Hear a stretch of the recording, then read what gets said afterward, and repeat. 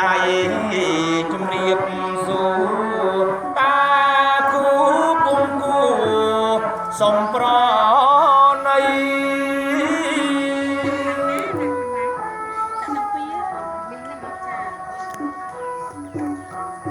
ខ្ញុំបាទលើកដៃជំរាបសួរតាគូពុំគូសំប្រណីសូមបាក់លបងលមៀនលបងដំរីពលមកម្ចាស់ថ្លៃបានឬមិនបានកាន់ដៃបង